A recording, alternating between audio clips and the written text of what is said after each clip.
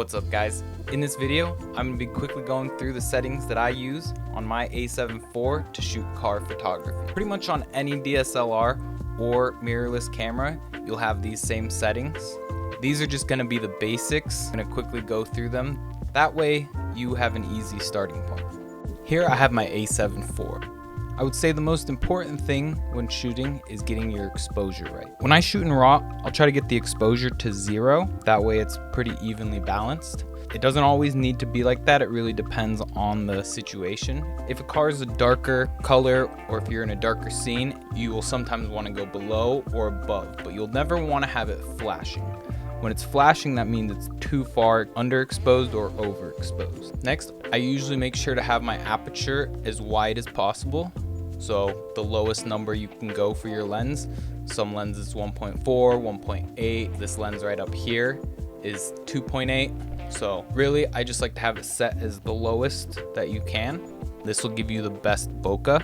So normally to get the exposure, if you're trying to keep the lowest aperture, you want to use the ISO or the shutter speed. Normally I try to keep the shutter speed between 1/160th and 1/400. If you go too high with your shutter speed, it can make things not look as crisp and it'll kind of look off. With your ISO, I usually try to stay between 100 and 800. If you go too high, it'll become very noisy. You can do stuff in editing to reduce the noise, but when you get no noise or very little noise, it'll help with the editing, make the editing look better. When you're shooting in RAW, I always make sure to have the picture profile off. That way it's not adding any color to it. I usually shoot with autofocus continuous. I'll use the wide focus area, but both of these you can change depending on your situation.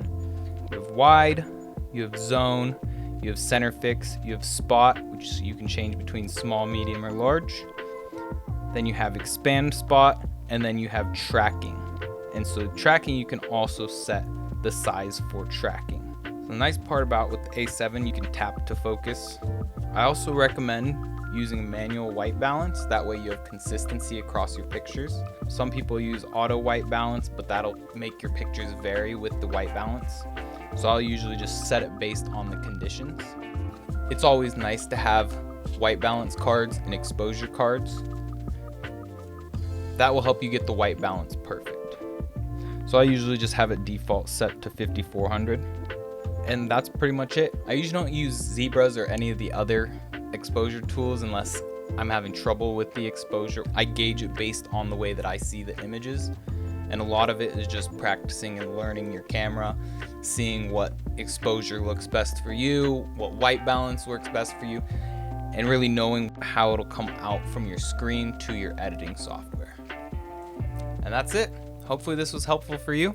If it was, make sure you drop a like and subscribe.